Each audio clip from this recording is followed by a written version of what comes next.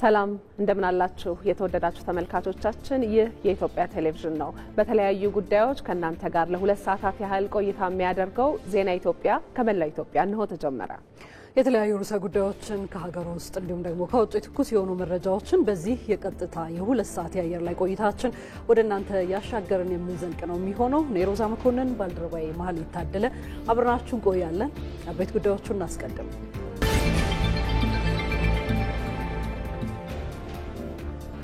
በ2016 የበጀት ዓመት የኦዲት አስተያየቶች ላይ መሻሻል መታየቱን የፌደራል ዋና ኦዲተር መስሪያ ቤት አስታወቀ።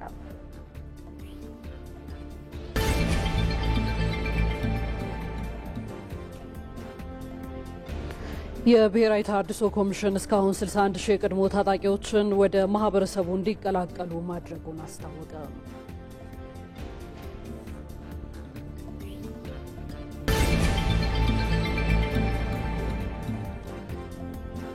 የቅድመ መደበኛ ትምህርትን ይበልጥ በማጠናከር የኢትዮጵያን ሁለንተናዊ ተጠቃሚነት ማሳደግ እንደሚገባ ተጠቆመ።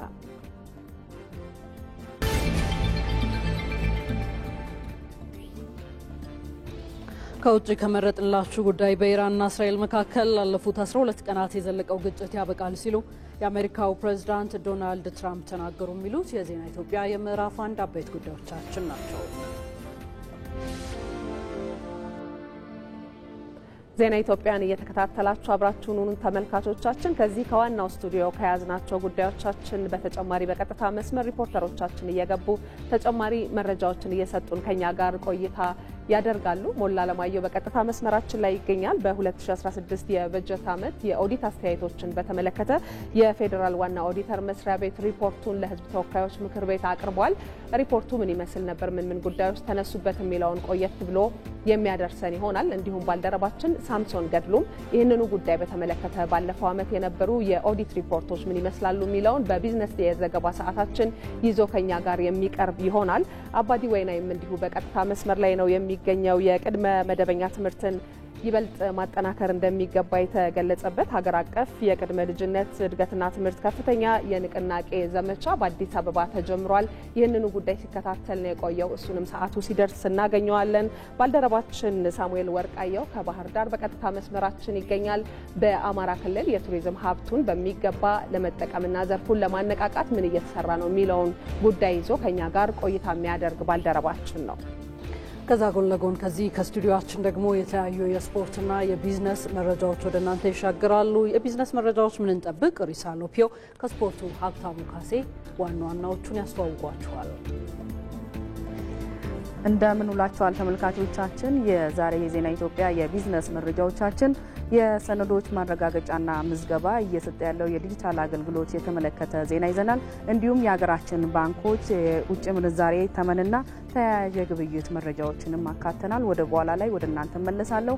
መልካም ጊዜ ከዜና ኢትዮጵያ ጋር። ራስልን ተመልካቾች እንደምን ውላችሁ። ተመረጥ የውድድር ዘመን ሊጠናቀቅ 3 ቀናት ብቻ ቀርተዋል። ዛሬ ተጠባቂ ጨዋታዎች ይከናወናሉ። እሱም በተመለከተ መረጃዎች እናደርሳለን። ወደ ባህር ማዶ ስንሻገር ደግሞ የፊፋ ክለቦች ዓለም ዋንጫ የምድብ ጨዋታዎች እየተጠናቀቁ ይገኛሉ። አትሌቲኮ ማድሪድ ከውድድሩ ተሰናብቷል። ፓሪስ ሰን ዠርመን እና ኢንተር ሚያሚ ደግሞ በጥሎ ማለፍ ይገናኛሉ። እነዚህ መርሃ ግብሮች ወደ በኋላ ላይ በትንታኔ ጭምር ይዘን እንመለሳለን። ሀብታሙ ካሴ ነኝ። በያላችሁበት ጥሩ ጊዜ ተመኘ። አብራችሁን ሁኑ ተመልካቾቻችን። ወደ አጫጭር ጉዳዮቻችን እንሻገራለን። ፕሬዚደንት ታዬ አጽቀሥላሴ የአሜሪካ ኩባንያዎች በኢትዮጵያ በተለያዩ የግብርና ዘርፎች ላይ እንዲሳተፉ ጥሪ ያቀረቡ። ፕሬዚደንቱ በአንጎላ ሉዋንዳ እየተካሄደ ባለው የአፍሪካ አሜሪካ የቢዝነስ ጉባኤ ጎን ለጎን የአፍሪካና የአሜሪካ የግብርና የምግብና የቢዝነስ ዘርፍን ለማጠናከር ያለመ የፓናል ውይይት ላይ ተሳትፈዋል። ፕሬዚደንቱ በፓናል ውይይቱ ባስተላለፉት መልእክት አሜሪካ አሁን ላይ በአፍሪካ የምታደርገውን የኢንቨስትመንት ተሳትፎ ለማሳደግ ያላትን ፍላጎት አድንቀዋል። አፍሪካ የአሜሪካ የኢንቨስትመንት መዳረሻ የሚሆን አቅም እንዳላት ጠቅሰው በአፍሪካ በኩል ሊለማ የሚችል መሬት፣ የሰው ሀብትና ትክክለኛ ፖሊሲ መኖሩን ማረጋገጥ ይገባል ብለዋል። በተለይም ጠንካራ ጠንካራ የምግብ ስርዓት መዘርጋት፣ አስተማማኝ የንግድ ትስስር መፍጠርና በምርቶች ላይ እሴት የሚጨምር ቀጣይነት ያለው ኢንቨስትመንት እንደሚያስፈልግም አጽንኦት ሰጥተው ተናግረዋል። ከዚህ አኳያ የአሜሪካ ኩባንያዎች በኢትዮጵያ በተለያዩ የግብርና ዘርፎች ለመሳተፍ የሚጋብዝ ከፍተኛ አቅም እንዳለ ተናግረው ይህም በቅርቡ በተግባር ተፈትኖ የሚጨበጥ ለውጥ አምጥቷል ብለዋል። በኢትዮጵያ ለእርሻ ስራ መዋል የሚችል ሰፊ ለም መሬት መኖሩን ጠቅሰው ይህንን የግብርና ስራ ሊያከናውን የሚችል ሰፊ የሰው ሀብት መኖሩንም እንዲሁ አንስተዋል። እንደ ፕሬዝደንቱ ገለጻ አሁን ላይ ኢትዮጵያ በተለይም ከአፍሪካ ልማት ባንክ ጋር በመተባበር በተለይም በስንዴ ምርት ላይ በጥቂት ዓመታት ውስጥ ከፍተኛ ምርታ ተመዝግቧል ብለዋል። በመሆኑም የአሜሪካ የዘርፉ ተዋናዮች በኢትዮጵያ በተለይም በጥጥ ምርት፣ በአቮካዶና በስንዴ ምርት ላይ ቢሳተፉ ውጤታማ ሊሆኑ እንደሚችሉ አረጋግጠዋል ሲል የዘገበው የኢትዮጵያ ዜና አገልግሎት ነው። ከዚሁ ጋር ወደ ተያያዘ ሌላኛው ጉዳያችን እንለፍ። የኢትዮጵያና አንጎላ የሁለትዮሽ ትብብራቸውን ለማሳደግና አፍሪካ በዓለም መድረክ ያላትን ሚና ለማጎልበት እንደሚሰሩ የሀገራቱ ፕሬዝዳንቶች ገልጸዋል። ፕሬዝዳንት ታዬ አጽቀሥላሴ ከአንጎላው ፕሬዝዳንትና ከወቅቱ የአፍሪካ ህብረት ሊቀመንበር ጆአው ሎሬንሶ ጋር ተወያይተዋል። ውይይቱ የተካሄደው በአንጎላ ርዕሰ መዲና ሉዋንዳ እየተካሄደ ባለው የአፍሪካና የአሜሪካ የቢዝነስ ውይይት ጎን ለጎን ነው። ሁለቱ መሪዎች ሀገራቱን ግንኙነትና ትብብር ለማጠናከር በሚያስችልበት ምቹ ሁኔታ ዙሪያ መምከራቸውን ውይይቱን የተከታተሉት በውጭ ጉዳይ ሚኒስቴር የአፍሪካ ጉዳዮች ዳይሬክተር ጀነራል አምባሳደር ዘሪሁን አበበ ገልጸዋል። በተለይም ግንኙነቱን ለማጠናከር ተቋማዊ አደረጃጀት መፍጠር አስፈላጊ መሆኑን ከግምት በማስገባት መሪዎቹ ከዚህ ቀደም በሁለቱ ሀገራት መካከል የተቋቋመው የሚኒስትሮች የጋራ ኮሚቴ በፍጥነት ወደ ስራ እንዲገባ መግባባት ላይ ተደርሷል ብለዋል። ሁለቱ መሪዎች በቀጠናዊ ጉዳዮች ትኩረት በማድረግ በተለይም አፍሪካ በዓለም መድረክ ላይ ያላትን ሚና ማሳደግ በሚቻልበት ጉዳይ ላይ መምከራቸውን ገልጸዋል። በተለይም በመንግስታቱ ድርጅት የጸጥታው ምክር ቤት ተቋማዊ ማሻሻያ ጋር በተያያዘ ውይይት ማድረጋቸውንና አሁን ላይ ዓለም እያጋጠማት ላለው ችግር አፍሪካ መፍትሄ በማፈላለግ ግንባር ቀደም ሚና እንዲኖራት በሚቻልበት ጉዳይ ላይ ተወያይተዋል። ፕሬዝዳንት ታዬ አጽቀሥላሴ የአንጎላ መንግስት ለኢትዮጵያ ልዑክ ላደረገው አቀባበል ለፕሬዝዳንት ሎሬንሶም ምስጋናቸውን አቅርበዋል። ዘገባው የኢትዮጵያ ዜና አገልግሎት ነው። የብሔራዊ ተሃድሶ ኮሚሽን እስካሁን 61 ሺህ የቀድሞ ታጣቂዎችን ወደ ማህበረሰቡ እንዲቀላቀሉ ማድረጉን አስታወቀ። ኮሚሽኑ ከስዊድን ኤምባሲና በሰላምና ጸጥታ ላይ ከሚሰራው ኤፍቢኤ የተባለ የስዊድን ግብረሰናይ ድርጅት ጋር በመተባበር ከተለያዩ ክልሎች ለተውጣጡ የባለድርሻ አካላት በመልሶ ማቋቋም ዙሪያ የአሰልጣኞች ስልጠና መስጠት ጀምሯል። የብሔራዊ ተሃድሶ ኮሚሽን ኮሚሽነር ተመስገን ጥላሁን ስልጠናውን ሲከፍቱ እንዳሉት ኮሚሽኑ ባለፉት 6 ወራት አበረታች ስራዎችን ሰርቷል ብለዋል። የቀድሞ ተዋጊዎችና ታጣቂዎችን መልሶ በማቋቋሙ ሂደት የክልሎች ተሳትፎ አበረታች መሆኑን ገልጸው በሂደቱ ለተሳተፉት ሁሉ ምስጋና አቅርበዋል ስትል የዘገበችው ባልደረባችን አልጋነሽ ተካናት። ወደ ዩኒቨርሲቲ የሚገቡ የ12ኛ ክፍል ተማሪዎች ፈተና ይሰጣቸዋል። ዩኒቨርሲቲ ቆይተው እዚያው መውጫቸው ላይ ሌላ ፈተና ይሰጣቸዋል። ማስተርስና ፒኤችዲ መስራት ቢፈልጉ ሌላ ፈተና ይሰጣቸዋል። የዚህ ሁሉ ፈተና ዓላማው ምንድነው? ያንን ዕውቀት አግኝቷል አላገኘም የሚለውን ለማወቅ ምዘና ሰጠህ። አዎ ይሄ ሚኒመም የሆነውን ያንን ነገር ለመስራት የሚያስችለውን ዕውቀት አግኝቷል። በዩኒቨርሲቲው ላይ እምነት ስለሌላችሁ ነው መውጫ ፈተና ያስፈልገው? ማንም ኮንፊደንስ የለውም። እንዴት ነው አዳራሽ ውስጥ ሰብስቦ 60ና 70 ጥያቄ በመስጠት ያንድን ሰው ትክክለኛ ዕውቀት ችሎታ መለካት የሚቻለው? የፈተና አወጣጥ ዕውቀት ያላቸው ሰዎች የሚጠቀሙበት ሲስተም አለ። የትምህርት ስርዓታችን የኢትዮጵያን መልክ የሚመስል አይደለም። ለኛ የተለየ ነገር ያለን ለማስመሰል መሞከሩ ነው ማይገባል። ለምንድን ነው ሁሉን ነገር ከውጭ የመጣ የምናስመስለው ነው? የኛስ ነገር መውጣት የለበትም። ምንም የተለየ ነገር አይደለም። የተለየንም አለን እኮ የተለየ ነገር አለን። የትምህርት ስርዓቱ ይሄንን ይጋብዘን አይከለክልህም።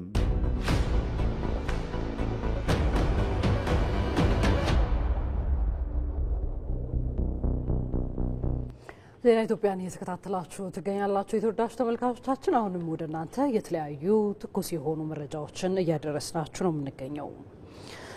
በ2016 በጀት ዓመት የኦዲት አስተያየቶች ላይ መሻሻል መታየቱን የፌዴራል ዋና ኦዲተር አስታወቀ። የሕዝብ ተወካዮች ምክር ቤት 39ኛ መደበኛ ጉባኤው ተካሂዷል። ጉባኤው የፌዴራል ዋና ኦዲተር መስሪያ ቤት የፌዴራል መንግስት መስሪያ ቤቶች 2016 በጀት ዓመት የፋይናንስ ህጋዊነትና የክዋኔ ኦዲት ሪፖርትንም አድምጧል። የፌዴራል ዋና ኦዲተር ወይዘሮ መሰረት ዳምጤ ዝርዝር ሪፖርቱን ለምክር ቤቱም አቅርበዋል። እዚሁ ርዕሰ ጉዳይ ላይ እንቆይ። ተጨማሪ የሆነ መረጃዎችን እንዲያደርሰን ሪፖርተራችን ሞላ አለማየሁን በቀጥታ ከስፍራው አግኝተነዋል። እንዴት ውለሃል ሞላ? እንግዲህ ቀደም ሲል እንዳልነው የፌዴራል ዋና ኦዲተር የኦዲት አሴቶች ላይ መሻሻልን በተመለከተ በጠቀሰበት በዚህ ሪፖርቱ ምን ጉዳዮችን አካቷል?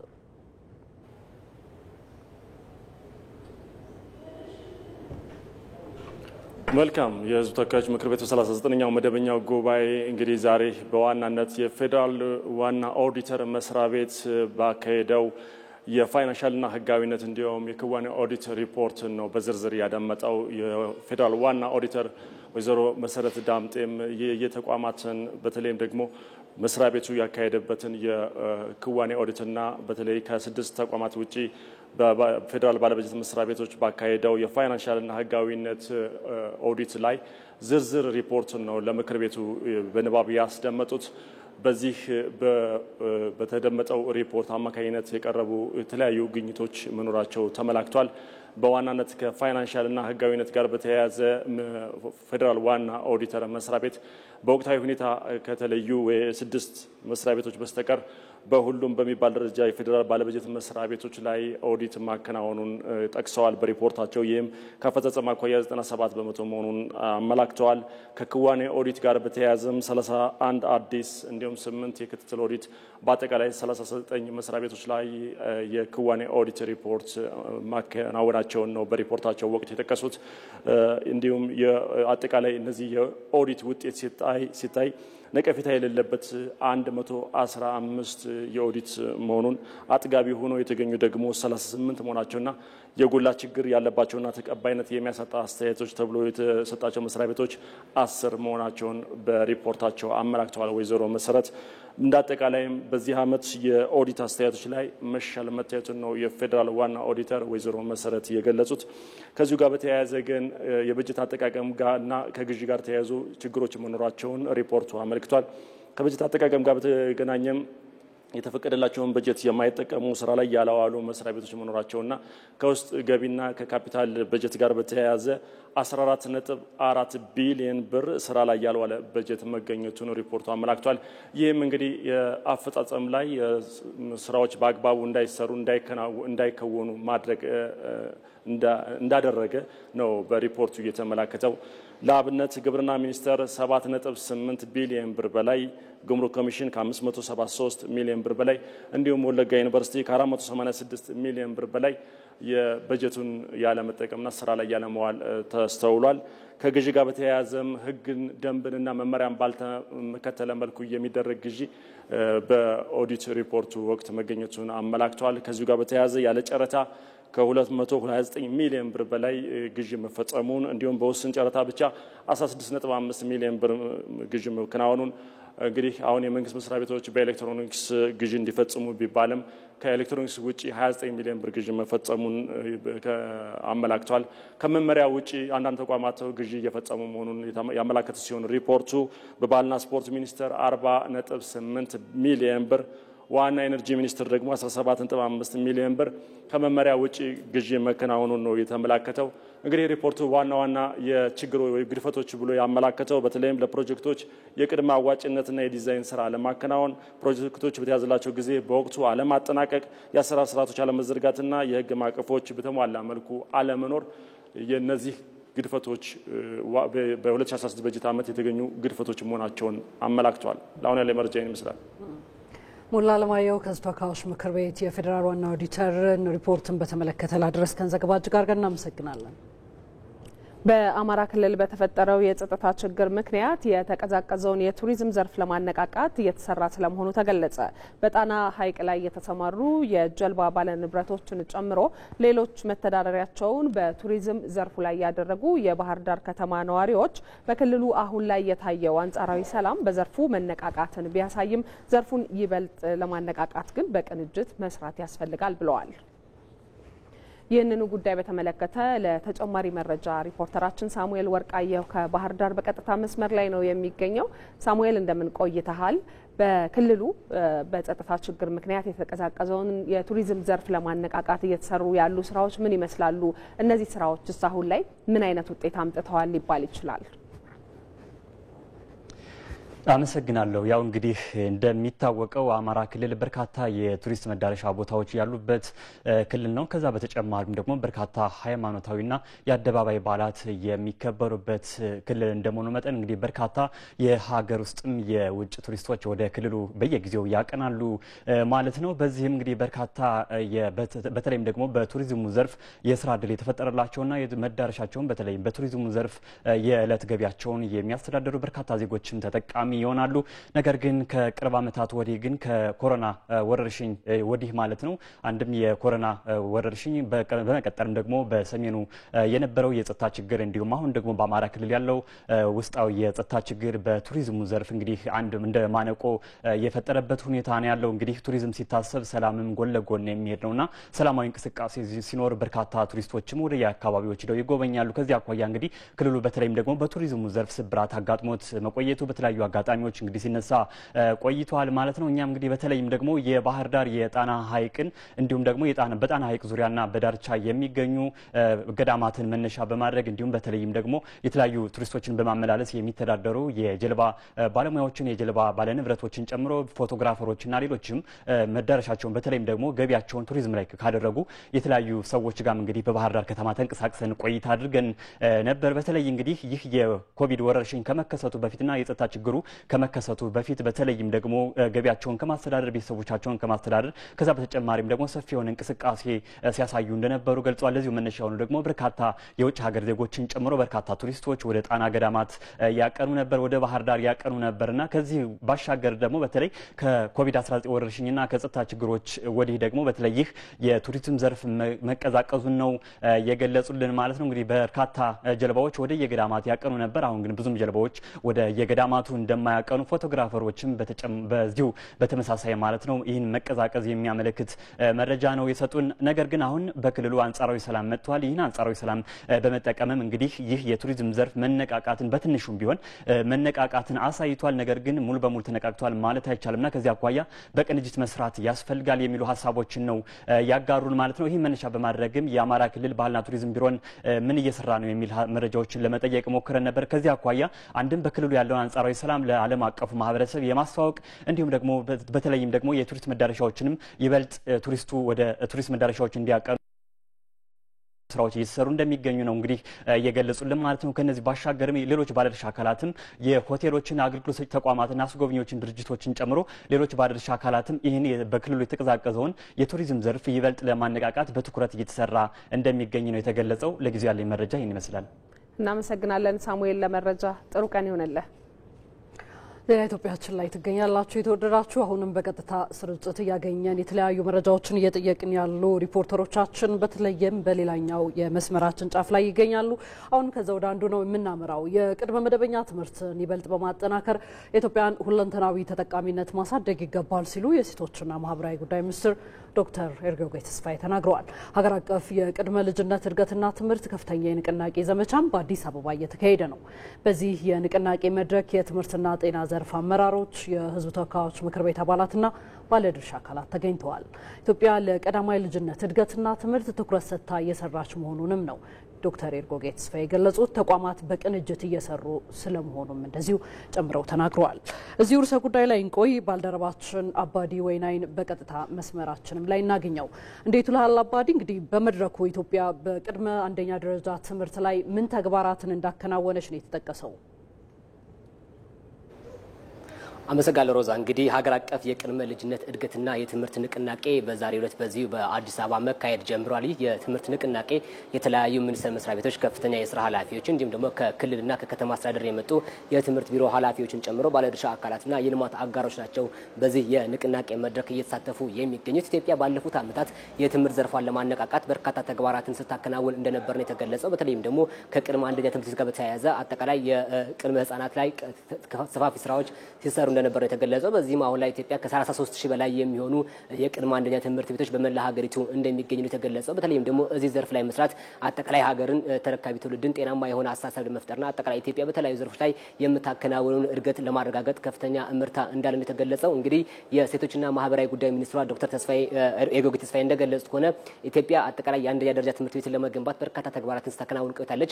ይህ ደግሞ አጠቃላይ ከተለያዩ ተቋማት ጋር በቅንጅት ሲሰራ እንደነበር ነው የገለጹት። ይህ ደግሞ አጠቃላይ ሰፋፊ ውጤቶች የተገኙበት እንደሚገኙ አንስተዋል። በዚህም ደግሞ 50% የሚሆኑ የኢትዮጵያ ህጻናት አሁን ላይ ወደ ትምህርት ገበታ ማስገባት እንደተቻለ የተገለጸ። ይህ ደግሞ አጠቃላይ ኢትዮጵያ በትምህርት ዘርፍ ላይ ለምታከናውነው ስራ ከፍተኛ እምርታ እያስመዘገበ እንደሚገኝ አንስተዋል። በተለይም ደግሞ ጤናማ የሆነ ማህበረሰብ ለመፍጠር ከዛ ባሻገርም ደግሞ ኢትዮጵያ ድህነት ቅነሳ ላይ የምትሰራውን ስራ ለማሳደግ ይህ የትምህርት ዘርፍ ላይ መስራት የራሱ የሆነ አስተዋጽኦ ስላለው አጠቃላይ አዋጭ ኢንቨስትመንት ነው። ድህነት ቅነሳ ላይ የሚሰራው ስራ ለማጠናከር ይህ ዘርፍ አዋጭ ስለሆነ እዚህ ላይ የሚሰራው ስራ በቀጣይም ሊጠናከር እንደሚገባ ነው ያነሱት። በተለይም ደግሞ ሚኒስቴር መስሪያ ቤቱም ህጻናት ተገቢ የሆነ እንክብካቤ እንዲኖራቸው ምቹ አካባቢ በመፍጠር ረገድ ከ500 በላይ የሚሆኑ የህጻናት ማቆያ ማዕከላትን በተለያዩ የሀገሪቱ አካባቢዎች በመገንባት እንቅስቃሴዎችን እያከናወነ እንደሚገኝ ነው ሚኒስትሯ ያነሱት። ከዛ ባሻገርም ደግሞ አጠቃላይ አጋር ተቋማት በተለይም ደግሞ የልማት ፋይናንስ የሚያደርጉ አጋር ተቋማት እንዲሁም ደግሞ ቤተሰቦችና ወላጆች ላይ በቅንጅት የሚሰራው ስራ በቀጣይም ሊጠናከር እንደሚገባ ነው ያነሱት። በተለይም ደግሞ የትምህርት ሚኒስቴር ዴኤታ አየለች እሸት እንደገለጹ ከሆነ አጠቃላይ የትምህርት ዘርፉን ስብራት ለመጠገን የሚሰራው ስራ እንዲጠናከር ህጻናት ላይ መስራት አስፈላጊ ነው። ለዚህ ደግሞ ትምህርት ሚኒስቴር ቅድሚያ ሰጥተው እየሰራ እንደሚገኝ አንስተዋል። አጠቃላይ ትምህርት ዘርፉ የሚጠበቅበትን ሀገራዊ ራዕይ ለማሳካትም የቅድመ አንደኛ ደረጃ ትምህርት ቤት ላይ የሚሰራው ስራ በቀጣይም ተጠናክረው እንደሚቀጥልና እዚህ ላይ ደግሞ ሁሉም ባለድርሻ አካላት በቅንጅት ሊሰሩ እንደሚገባ ነው በመድረኩ የተገለጸው። በዛሬው መልካም አባዲ መልካም ቀን ይሁንልን። እናመሰግናለን። ዜና ኢትዮጵያ ላይ ናችሁ ተመልካቾቻችን። ወደ ሌሎች ዘገባዎቻችን ደግሞ እንሻገር። በከተሞች የሚከናወነው የኮሪደር ልማት ስራ የመንደራቸውን ውበትና ጽዳት ለመጠበቅ መነሳሳት እንደፈጠረባቸው የሐዋሳ ከተማ ነዋሪዎች ገለጹ። በሐዋሳ ከተማ ዘንድሮ ከ30,000 በላይ ካሬ ሜትር ቦታ በአረንጓዴ ልማት ስለመሸፈኑም ተገልጿል። አስረሳው ወገሼ ተከታዩን ዘገባ አሰናድቷል። በሐዋሳ ከተማ የጉዱማሌ ቀበሌ ነዋሪ የሆኑት ዶክተር ጋሻው ምትኬ በመኖሪያ ግቢያቸውና ደጃቸው ባከናወኑት የአረንጓዴ ልማት ስራ አስገራሚ ውበትን መፍጠር ችለዋል። የኮሪደር ልማቱ አለ በዋና ዋና መንገዶች ላይ ግን እዚህ መንደር ከሽንት ከቆሻሻ ነፃ ማድረግ እንደገና ያለችው ቦታ ጽድት አድርጎ ለአይንም ለሆድም ምግብ የሚሆን ነገር ለሳይኮሎጂካሊ በቃ ደስተኛ ለመሆን በጣም ትልቅ አስተዋጽኦ አለው። የዚሁ ቀበሌ ነዋሪዋ ሂሩት ቦጋልና ቤተሰቦቿም በመንደራቸው ጽዳት አካባቢያቸውን ማራኪ መኖሪያ አድርገውታል። ከተማ ውበት የምንኖረውን ዴሊ የምናደርጋቸውን ስራዎች የምንማራቸውን ትምህርቶች አፌክት ያደርጋልና የምታያቸው እጽዋት ከሳር ጀምሮ እንደ አዲስ የተተከሉ ናቸው እና እንደምታዩት በጣም ቆንጆና ውብ ሆኗል። መንግስት ያው በየቤቱ ገብቶ ይህንን ማድረግ ባይችልም ህብረተሰቡ አንድ ላይ በመሆን አካባቢያችንን ግቢያችንን ዙሪያውን እናጸዳዋለን። በተለያዩ ከተሞች የሚከናወነው የኮሪደር ልማት የገለጠ ውበት በሐዋሳ ከተማ የጉዱማሌ ቀበሌ ነዋሪዎች አረንጓዴ ልማት ላይ እንዲሰሩ የተለየ መነሳሳትን ፈጥሯል። የኮሪደር ልማት ግሪን ማረግ አካባቢን ግቢን ማሳመር ይህ ለሰው ልጅ በጣም ኢንስፓየር ነው የሚያደርገው። ግቢን ብቻ ማጽዳት ብቻ ሳይሆን ለኔ የሚጠቅመኝ አካባቢ መንገዴም እያንዳንዱ ቤተሰብ ይሄንን ልምድ አይቶ የኦን ሊያረጋግ ይገባል የራሱ ሊያረግ ይገባል። በአካባቢያችን ለማጽዳት ሁላችን የራሳችንን ትግል እያደረግን ነው።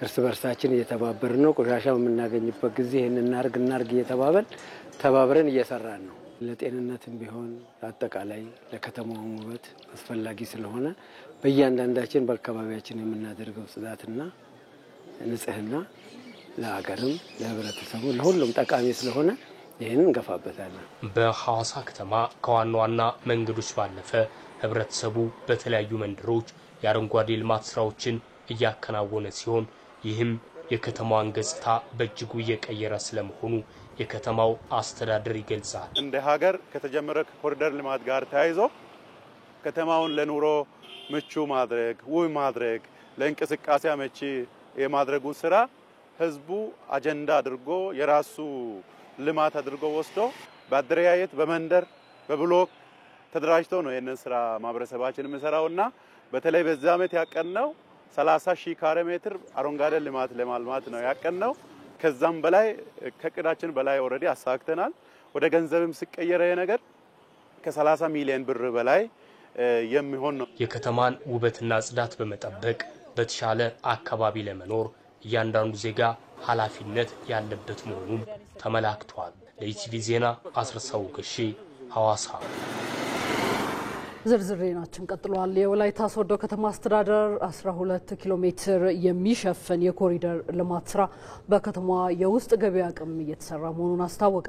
የኮሪደር ልማቱ የስራ ዕድል ከመፍጠሩም በላይ ምቹ የመዝናኛ ስፍራዎችን የሚያሟላ መሆኑን የከተማዋ ነዋሪዎች ተናግረዋል። ተመስገን ተስፋዬ። ወይዘሮ ትዝታ ታንቱ የወላይታ ሶዶ ከተማ ነዋሪ ስትሆን በከተማዋ እየተስፋፋ የመጣውን የኮሪደር ልማት ስራ ተከትሎ በተገነባው የሻይ ቡና ቦታ ሰርታ ቤተሰብ ለማስተዳደር የሚሆናትን ገቢ ታገኛለች። ከዚህ በፊት ምንም አይነት አገልግሎት ሳይሰጥ ጦሙን ያድር በነበረ ቦታ የተሰራው የኮሪደር ልማት ብዙ እንደጠቀማትም ትናገራለች። እኔን ጨምሮ ብዙዎች የስራ ዕድል ተፈጥሮላቸዋል የምትለው ትዝታ መደበኛ ስራ አጥታ የተቸገረችበት ጊዜ ታሪክ ሆኖ ደስተኛ ህይወት እየመራች ስለመሆኗም አውግታናለች። እኔ በፊት እየሰራው ያለው ስራ የለኝም። በርግጥ የቤት እመቤት ሆኜ ቁጭ ብዬ ነበርና አሁን በእንደዚህ አይነት ነገር አግኝቼ በማስራቴ በጣም ደስተኛ ነኝ። እንግዲህ በወላይታ ሶዶ ከተማ እየተከናወነ ያለው የኮሪደር ልማት ስራ ለበርካቶች የስራ ዕድል እየፈጠረ ነው። ለነዋሪዎች ደግሞ ለመዝናናት የሚሆኑ ምቹ ቦታዎችን ፈጥሯል። ከጀርባችን ወደምትመለከቱት ወደ አንድ የኮሪደር ልማት ስፍራ ጎራ እንልና እኔም ሻይ ቡና ላለው ተጠቃሚዎች ደግሞ ምን ይላሉ የሚለውን እንሰማቸዋለን። አብራችሁን ቆዩ።